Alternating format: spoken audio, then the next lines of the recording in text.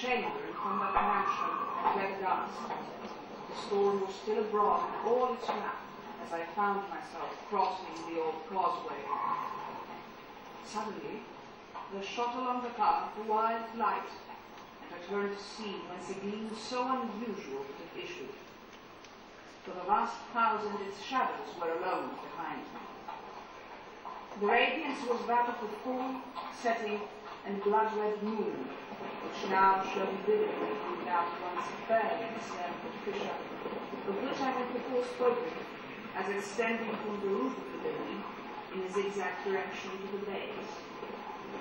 While I gazed, this fissure rapidly widened. There came a fierce breath of the whirlwind. The entire orb of the satellite burst at once upon my sight. My brain reeled as I saw the mighty walls rushing asunder. There was a long, tumultuous, shouting sound like the voice of 1,000 waters, and the deep and dank tarn at my feet closed suddenly and silently over the fragments of the house of Usher.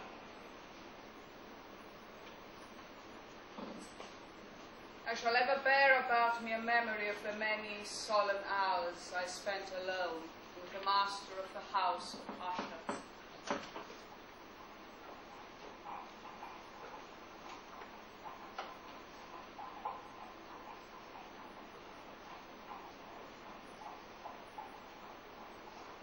On a dull, dark, and soundless day in the autumn of the year, when the clouds hung oppressively low in the heavens, I had been passing alone on horseback through a singularly dreary tract of country.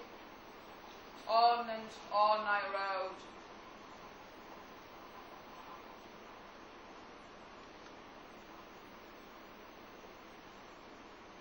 At length, I found myself, as the shadows of the evening drew on, within view of the melancholy house of Usher. I know not how it was, but with the first glimpse of the building, a sense of insufferable gloom pervaded my spirit. I say, insufferable. I looked upon the scene before me, upon the mere house, upon the simple landscape features of the domain, upon the bleak walls, upon the vacant eye-like windows, upon a few rank sedges, upon a few white trunks of decayed trees with an utter depression of soul. There was an iciness, a sinking, a sickening of the heart, an unredeemed dreariness of thought. What was it? What was it that so unnerved me in the contemplation of the house of Usher?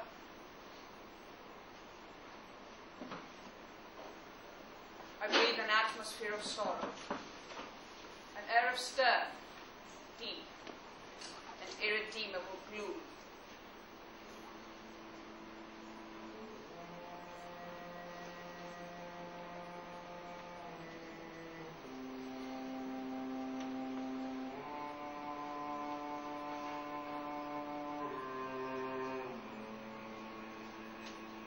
In this mansion of gloom I now proposed to myself a sojourn of some weeks. Its proprietor, Roderick Usher, had been one of my boon companions in boyhood.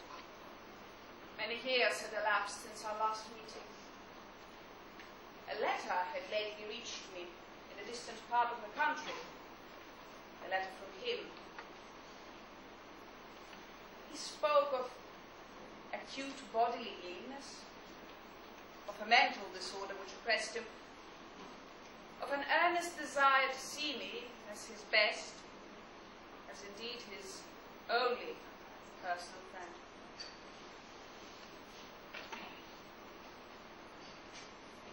About the whole mansion and domain there hangs an atmosphere which has no affinity with the air of heaven, but which has reeked up from the decayed trees and the grey walls and silent town, a pestilent and mystic vapour, dull, sluggish, faintly discernible, leaden hue.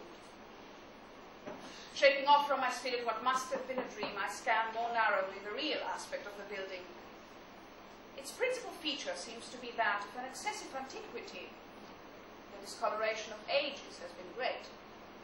Minute fungi overspread the whole exterior, hanging in a fine tangled webwork from the eaves. The servant in waiting takes my horse, and I enter the Gothic archway of the hall.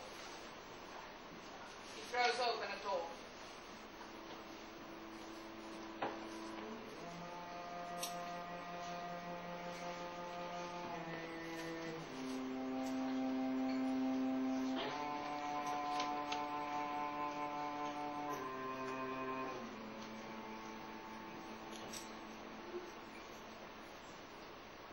The room is very large and lofty.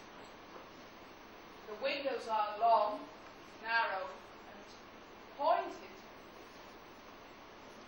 Feeble gleams of encrimsoned light make their way through the trellised panes. The eye struggles in vain to reach the remoter angles of the chamber or the recesses of a vaulted and fretted ceiling. Dark draperies hang upon the walls. The general furniture is profuse, comfortless, antique, and tattered. Many books and musical instruments lie scattered about, but fail to give any vitality to the scene. I breathe an atmosphere of sorrow, an air of stern, deep, and irredeemable gloom.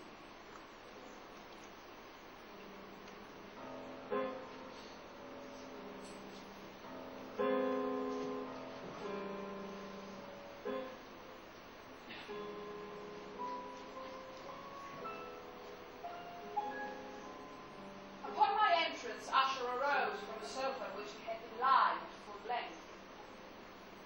For a few moments, while he spoke not, I gazed upon him with a feeling half of pity, half of awe. The ghastly pallor of the skin, the now miraculous lustre of the eye. The silken hair, too, had been suffered to grow all unheeded, and as in its wild gossamer texture it floated rather than fell about the face, I could not, even with effort, connect its arabesque expression with any idea of simple humanity. In the manner of my friend, I was at once struck with an inconsistency, an incoherence, an excessive nervous agitation. His action was alternately vivacious and sudden. His voice varied from a tremulous indecision to that species of energetic concision, that abrupt, weighty, unhurried, and hollow-sounding enunciation, that leaden, self-balanced, and perfectly modulated guttural utterance, which may be observed in the lost drunkard, or the irreclaimable eater of opium during the periods of his most intense excitement. The nature of his malady, it was, he said, a constitutional and a family evil, a mere nervous affection that will undoubtedly soon pass off. I suffer much from a morbid acuteness of the senses. The most insipid food is alone endurable. I can only wear garments of certain texture. The odors of all flowers are oppressive. My eyes are tortured by even a faint light, and there are but peculiar sounds, and these from stringed instruments, which do not inspire me with horror. I shall perish. I must perish in this deplorable folly. Thus, and not otherwise, shall I be lost. I dread the events of the future, not in themselves, but in their results. I shudder at the thought of any, even the most trivial incident, which may operate upon this intolerable agitation of soul. I have, indeed, no abhorrence of danger, except in its absolute effects, in terror. In this unnerved, indisputable condition, I feel that the period will sooner or later